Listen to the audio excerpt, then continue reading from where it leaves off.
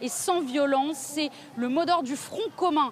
Sont exclus du scrutin présidentiel qui doit se tenir dans 12 jours ici la coalition d'opposition qui réunit le PDCI de Tidjane Thiam et le PPACI. La Côte d'Ivoire au bord du gouffre. Les Nations Unies sonnent l'alarme. Alassane Ouattara perd le contrôle total des élections, menacées d'annulation. Un scandale politique sans précédent qui secoue toute l'Afrique de l'Ouest. Restez jusqu'à la fin pour découvrir les révélations explosives. N'oubliez pas de liker cette vidéo et de vous abonner à la chaîne pour ne rien manquer de cette crise historique qui pourrait tout changer. La capitale ivoirienne bruisse d'une tension palpable, celle qui précède les grands bouleversements. Dans les couloirs feutrés du palais présidentiel, une rencontre aux enjeux considérables vient de s'achever, laissant planer une question lancinante sur l'avenir démocratique du pays. Un émissaire des Nations Unies a franchi le seuil du pouvoir, porteur d'un message qui résonne comme un avertissement à peine voilé. La scène politique ivoirienne, déjà fragilisée par des années de tension, se trouve maintenant scrutée par la communauté internationale avec une vigilance redoublée. Les murs du pouvoir semblent trembler sous le poids des attentes et des exigences venues d'ailleurs. Chaque mot prononcé, chaque geste diplomatique prend des proportions démesurées dans ce contexte d'incertitude généralisée. L'inquiétude monte, diffuse, s'infiltrant dans tous les recoins de la vie politique nationale. Les observateurs avertis décèlent dans cette visite officielle bien plus qu'un simple protocole diplomatique de routine.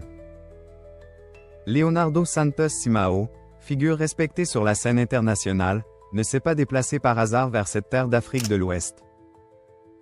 Son titre de représentant spécial porte en lui tout le poids d'une institution mondiale préoccupée par la stabilité régionale.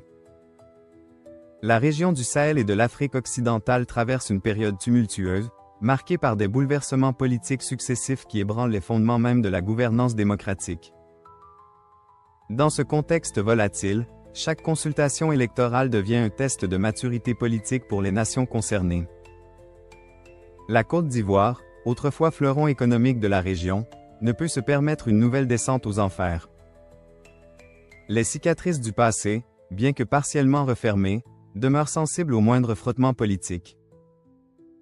Les capitales occidentales observent avec nervosité l'évolution de la situation, conscientes que l'instabilité d'un pays peut contaminer toute une région. Le message onusien arrive donc à un moment critique, presque prémonitoire. La diplomatie internationale déploie ses codes subtils, mais le fond du message ne souffre aucune ambiguïté.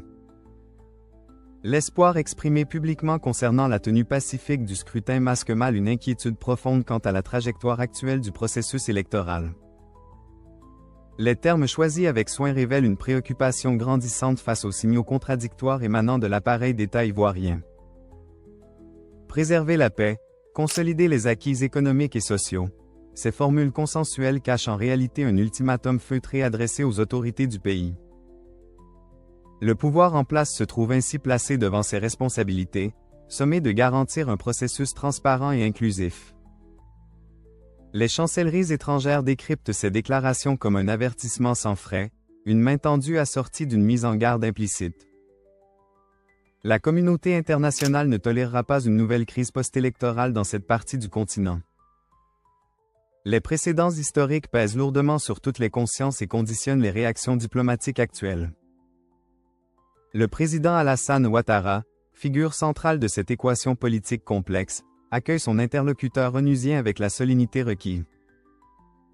Derrière le protocole impeccable et les sourires de circonstance se joue pourtant une partie d'échec aux enjeux vertigineux.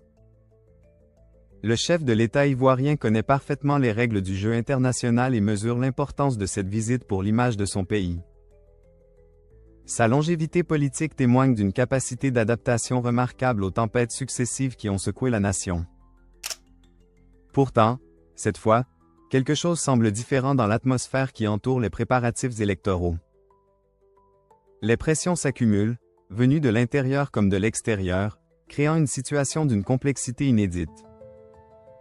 Le leader ivoirien doit naviguer entre les exigences démocratiques internationales et les réalités politiques internes parfois contradictoires. Son héritage historique se trouve aujourd'hui confronté à l'épreuve ultime de la transmission pacifique du pouvoir. L'ombre du doute plane sur sa capacité à orchestrer sereinement cette transition cruciale pour l'avenir du pays. Les discussions entre les deux hommes abordent frontalement les questions sensibles qui cristallisent toutes les tensions.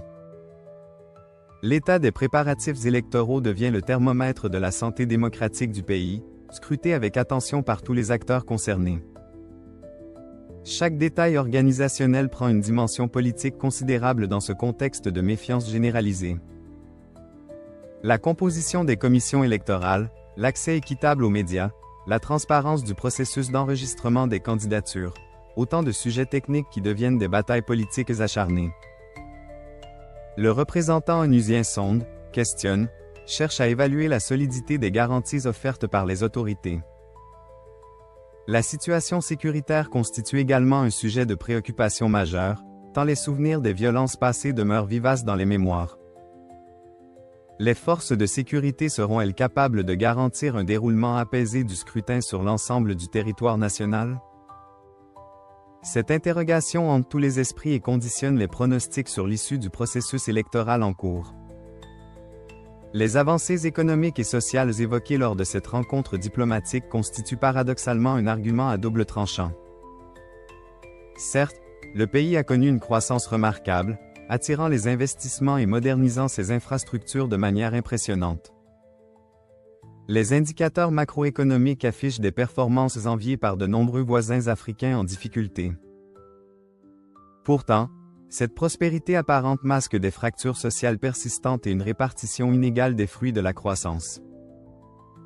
Les populations rurales, souvent oubliées par le développement, ne ressentent pas toujours les bénéfices de cette réussite économique célébrée par les institutions internationales.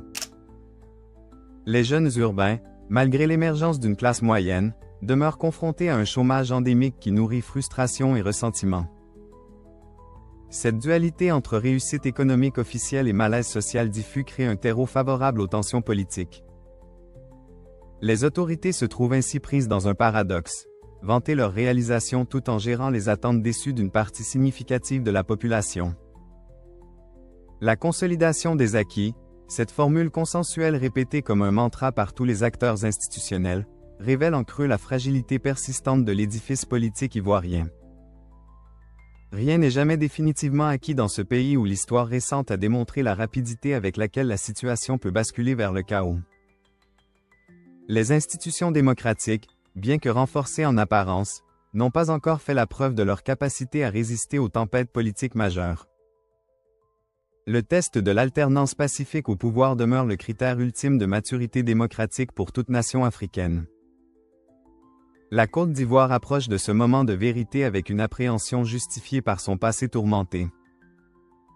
Les élites politiques portent la responsabilité écrasante de prouver que le pays a définitivement tourné la page des déchirements fratricides. L'enjeu dépasse largement les frontières nationales, car une nouvelle crise ivoirienne aurait des répercussions déstabilisatrices sur toute la sous-région ouest africaine. Les voisins immédiats observent avec anxiété l'évolution de la situation, conscients qu'aucun pays ne peut s'isoler complètement des turbulences politiques régionales. La préservation de la paix, objectif central martelé par le représentant onusien, souligne implicitement les menaces qui pèsent sur cette quiétude apparente.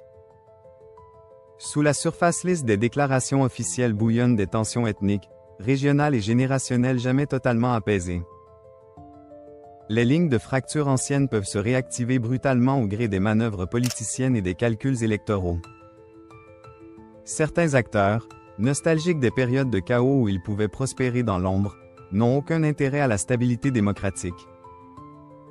Les groupes armés démantelés en apparence conservent parfois des capacités de nuisance que les services de renseignement suivent avec vigilance. La prolifération des armes légères dans la région facilite le basculement rapide vers la violence organisée. Les réseaux sociaux amplifient les rumeurs et les discours de haine, créant un climat délétère propice aux manipulations. Cette paix fragile repose sur un équilibre précaire qui pourrait se rompre au moindre dérapage dans la gestion du processus électoral. Les efforts entrepris par les autorités ivoiriennes, mis en avant lors de cette rencontre au sommet, restent à évaluer à l'aune des résultats concrets sur le terrain. Les déclarations d'intention, aussi sincères soient-elles, ne suffisent pas à rassurer une population échaudée par les promesses non tenues du passé. La transparence du processus électoral demande des actions concrètes, vérifiables, permettant à tous les acteurs de constater l'équité du jeu démocratique. L'indépendance réelle des institutions chargées d'organiser le scrutin constitue un test de crédibilité crucial pour le pouvoir en place. Les observateurs internationaux, dont la présence massive sera sollicitée, devront pouvoir exercer leur mission sans entrave ni limitation artificielle. Les candidats de l'opposition doivent bénéficier des mêmes conditions de campagne que les représentants du pouvoir, principe démocratique élémentaire souvent bafoué dans les faits. Le financement des campagnes électorales, l'accès aux moyens de communication, la liberté de rassemblement, autant d'aspects qui révéleront la sincérité de l'engagement démocratique des autorités. Cette visite onusienne fonctionne ainsi comme un rappel solennel des standards internationaux auxquels le pays doit se conformer. L'espoir formulé par l'émissaire des Nations Unies résonne comme une supplique autant qu'une exigence adressée à tous les acteurs de la scène politique ivoirienne. La responsabilité ne repose pas uniquement sur les épaules du pouvoir en place, mais s'étend à l'ensemble des forces politiques du pays. L'opposition a également un rôle crucial à jouer dans l'apaisement des tensions et l'acceptation des règles démocratiques. Les leaders d'opinion, les chefs traditionnels, les autorités religieuses portent une part de cette responsabilité collective dans la préservation de la cohésion nationale. La société civile, vibrante et diverse, doit mobiliser toutes ses ressources pour promouvoir un débat politique constructif et pacifié. Les médias, quatrième pouvoir indispensable à toute démocratie fonctionnelle, se trouvent investis d'une mission de vérité et d'objectivité particulièrement exigeante. La jeunesse ivoirienne, qui représente l'avenir du pays, attend de ses aînés qu'ils lui transmettent une nation réconciliée et non un champ de ruines. Cette attente générationnelle pèse lourdement sur les choix qui seront faits dans les semaines à venir. L'heure est venue pour la Côte d'Ivoire de démontrer au monde sa capacité à gérer démocratiquement ses différents politiques. Dans les antichambres du pouvoir ivoirien se dessine un portrait complexe d'un régime aux prises avec ses propres contradictions internes. La longévité politique du président en exercice témoigne certes d'une habileté tactique remarquable, mais soulève également des questions légitimes sur la nécessaire alternance démocratique. Les partisans du chef de l'État invoquent la stabilité retrouvée et les performances économiques comme justification d'une continuité jugée indispensable. Cette rhétorique de l'homme providentiel, seul capable de maintenir le pays sur les rails du développement, trouve un écho auprès d'une partie de la population lassée des turbulences passées. Pourtant, cette vision suscite également des résistances croissantes parmi ceux qui aspirent à un renouvellement générationnel et idéologique de la classe dirigeante. Le débat sur la limitation des mandats présidentiels, question épineuse dans de nombreux pays africains, traverse la société ivoirienne de part en part. Les modifications constitutionnelles passées continuent d'alimenter les polémiques et nourrissent un climat de suspicion envers les intentions réelles du pouvoir. Cette bataille juridico-politique autour de l'interprétation des textes fondamentaux empoisonne le climat politique depuis plusieurs cycles électoraux. L'entourage présidentiel, véritable cour moderne aux loyautés fluctuantes, joue un rôle déterminant dans l'orientation des décisions stratégiques. Ces conseillers de l'ombre, dont l'influence dépasse souvent leur position officielle, façonnent la perception que le chef de l'État a de la situation réelle du pays. Le risque d'une bulle informationnelle isolant le sommet du pouvoir des réalités vécues par les citoyens ordinaires constitue une menace permanente pour la justesse des politiques publiques. Les rivalités intestines au sein de l'appareil d'État, bien que soigneusement dissimulées derrière un vernis d'unité, sapent l'efficacité de l'action gouvernementale. Chaque clan, chaque faction poursuit son propre agenda, parfois en contradiction avec les orientations officiellement affichées par le gouvernement. Cette fragmentation du pouvoir complique considérablement la mise en œuvre d'une stratégie cohérente face aux défis multiples auxquels le pays doit faire face. Les luttes d'influence pour le contrôle des secteurs économiques stratégiques alimentent des tensions qui dépassent le cadre strictement politique. La confusion entre intérêts publics et privés, phénomène récurrent dans de nombreux pays en développement, crée un terrain favorable à la corruption et au clientélisme. La question de la succession, même si elle n'est jamais évoquée publiquement par les intéressés, hante les esprits de tous les acteurs politiques du pays. L'absence de mécanismes clairs et consensuels pour organiser cette transition future alimente les spéculations et les manœuvres de positionnement. Les potentiels dauphins se livrent à une compétition feutrée mais acharnée pour s'imposer comme l'héritier naturel du système en place. Cette incertitude sur l'après crée une instabilité latente qui paralyse partiellement l'action politique et favorise les stratégies de court terme. Les barons du régime, conscients que leur influence dépend de leur proximité avec le centre du pouvoir, multiplient les démonstrations de loyauté tout en préparant discrètement leur propre plan de secours. Cette atmosphère délétère de suspicion généralisée nuit à la confiance nécessaire au bon fonctionnement des institutions. Les services de renseignement passent autant de temps à surveiller les rivaux internes qu'à neutraliser les menaces externes. Cette paranoïa institutionnalisée transforme l'appareil d'État en un système défensif obsédé par sa propre survie plutôt que tourné vers le service du bien commun.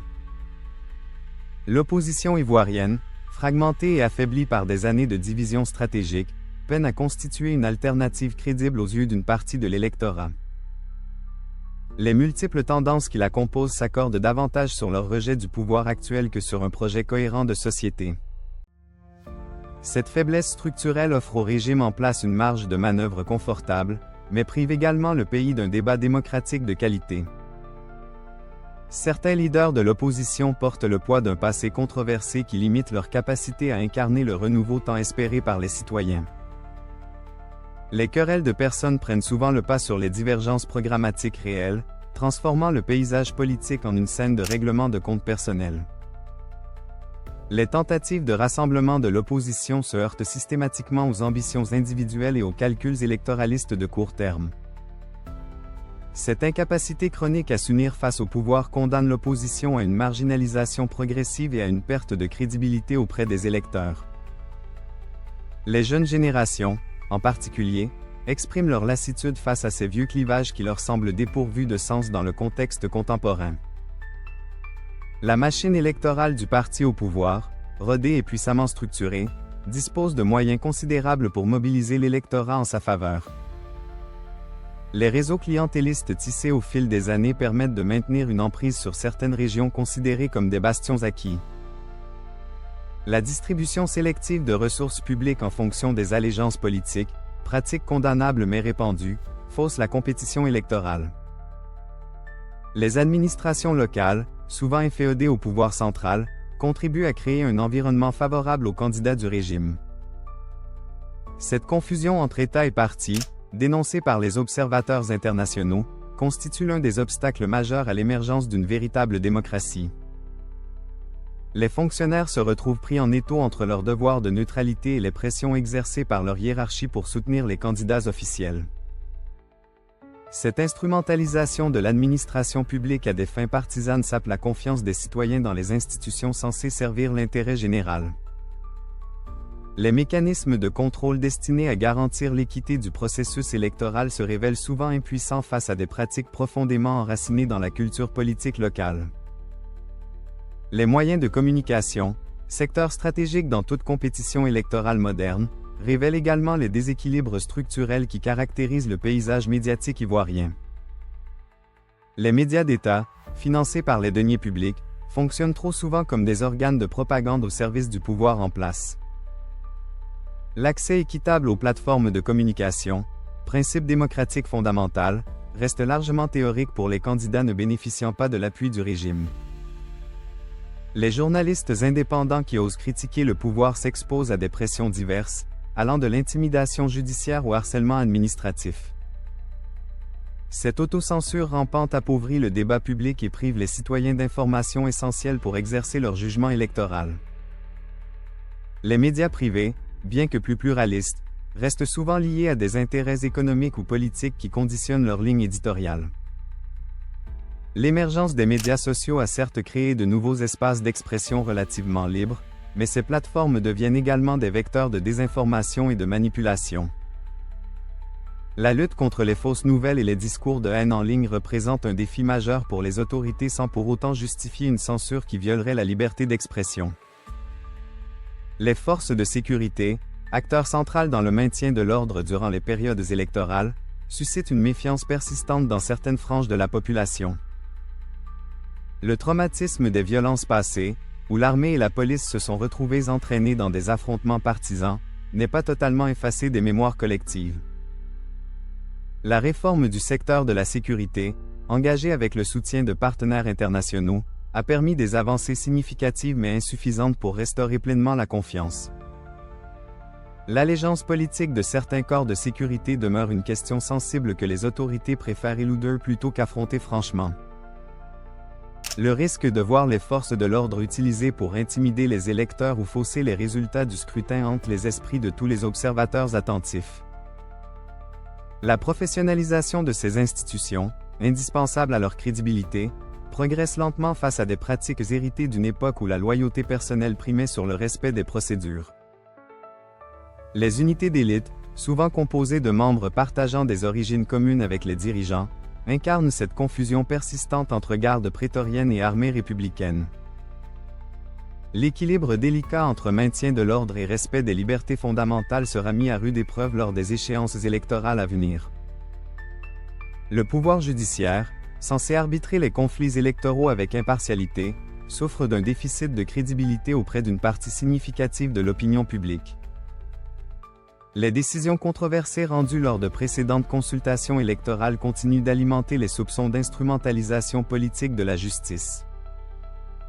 L'indépendance réelle des magistrats face aux pressions de l'exécutif reste sujette à caution, malgré les garanties constitutionnelles censées la protéger. Les nominations à des postes clés du système judiciaire révèlent souvent des considérations davantage politiques que méritocratiques. Cette perception d'une justice aux ordres compromet gravement la possibilité de résoudre pacifiquement les contentieux électoraux. Les recours juridiques déposés par l'opposition se heurtent fréquemment à des fins de non-recevoir techniques qui alimentent le sentiment d'une justice à deux vitesses. La Cour constitutionnelle, arbitre suprême en matière électorale, fait l'objet d'une surveillance particulière compte tenu de son rôle déterminant dans la validation des résultats. La composition de cette institution, reflet des rapports de force politique du moment de sa constitution, conditionne la confiance que les différents acteurs peuvent lui accorder.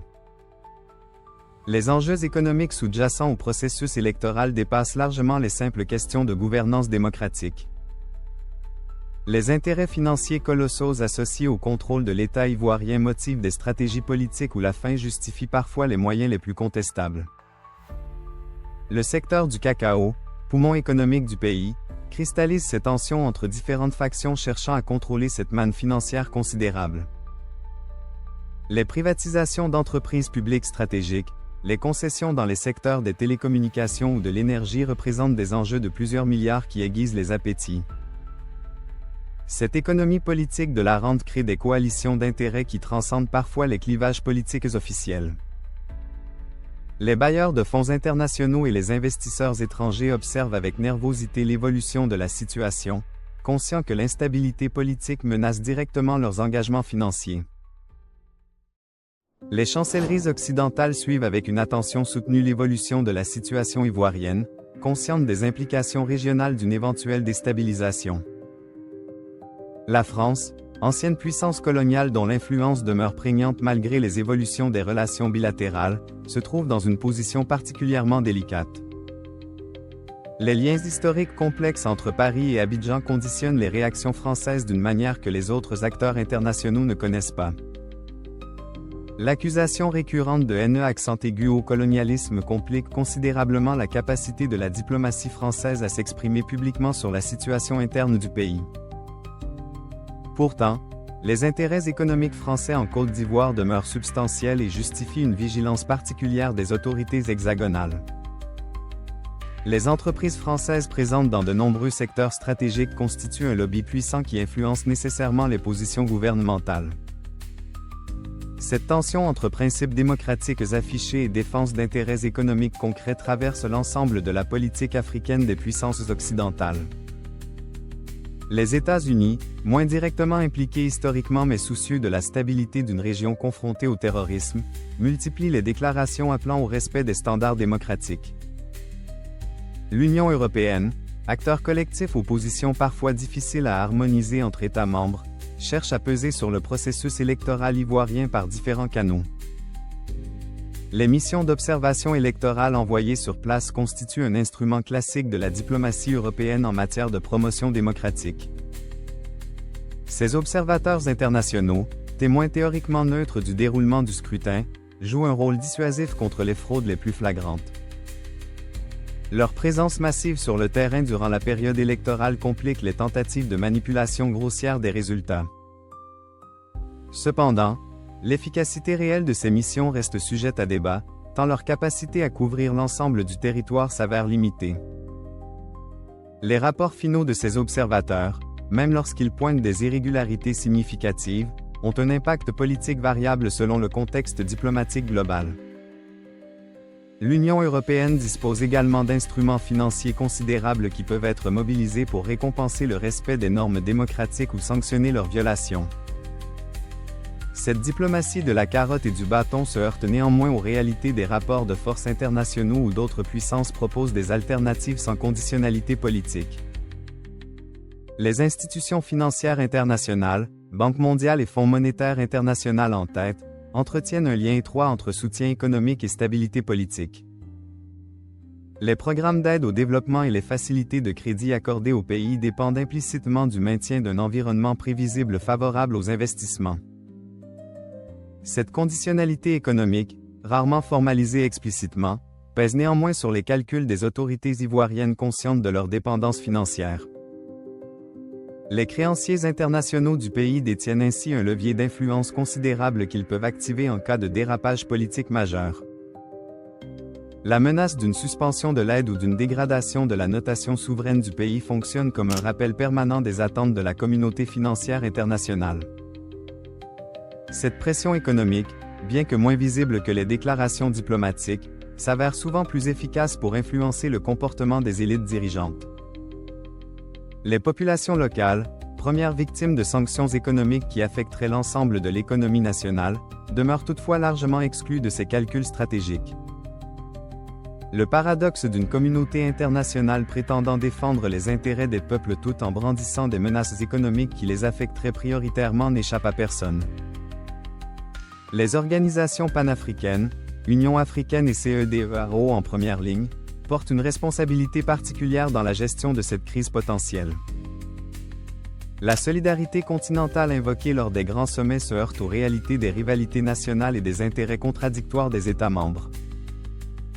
Certains dirigeants régionaux, confrontés eux-mêmes à des contestations de leur propre légitimité démocratique, hésitent à critiquer trop vivement les dérives de leurs pairs.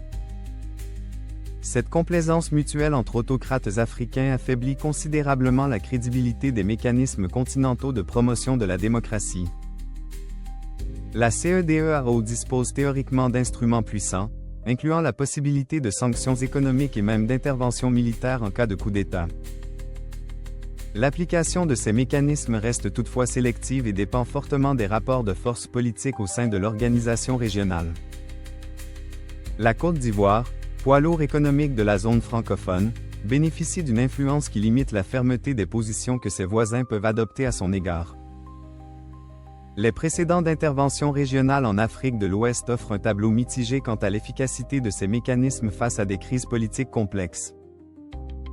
Les puissances émergentes, Chine et Russie notamment, proposent un modèle alternatif de coopération internationale dépourvu de conditionnalité démocratique. Cette offre séduisante pour des dirigeants africains lassés des leçons de gouvernance venues d'Occident modifie profondément les équilibres diplomatiques traditionnels. L'influence chinoise en Côte d'Ivoire, matérialisée par d'importants investissements dans les infrastructures, confère à Pékin un poids politique non négligeable. La doctrine chinoise de non-ingérence dans les affaires intérieures des États offre un contre-modèle commode aux régimes africains désireux d'échapper aux pressions occidentales. Cette compétition géopolitique entre modèles de développement se joue en arrière-plan de la crise électorale ivoirienne et en complique la résolution. Les autorités du pays peuvent jouer habilement de ces rivalités internationales pour maximiser leur marge de manœuvre face aux exigences démocratiques. La fragmentation du paysage international affaiblit considérablement la capacité de la communauté mondiale à parler d'une seule voix face aux dérives autoritaires. Cette évolution structurelle des relations internationales limite dramatiquement l'efficacité des pressions extérieures sur les processus politiques internes des États africains. Les diasporas ivoiriennes, dispersées sur tous les continents, suivent avec passion et inquiétude les développements de la situation dans leur pays d'origine. Ces communautés expatriées constituent un acteur souvent sous-estimé dont l'influence s'exerce par multiples canaux. Les transferts financiers massifs qu'elles effectuent vers leurs familles restées au pays représentent une part non négligeable de l'économie nationale. Leur capacité à mobiliser l'opinion publique internationale et à alerter les gouvernements de leur pays de résidence ne doit pas être négligée. Certaines personnalités de la diaspora disposent d'une audience et d'une crédibilité considérables qui leur permettent d'influencer le débat politique national. Les réseaux sociaux amplifient considérablement la voix de ces communautés expatriées qui participent activement aux controverses politiques internes. Merci pour tous vos commentaires, laissez un maximum de likes pour soutenir cette investigation exclusive et voici la bombe finale que personne n'attendait. 3 ambassadeurs auraient déjà quitté Abidjan en urgence.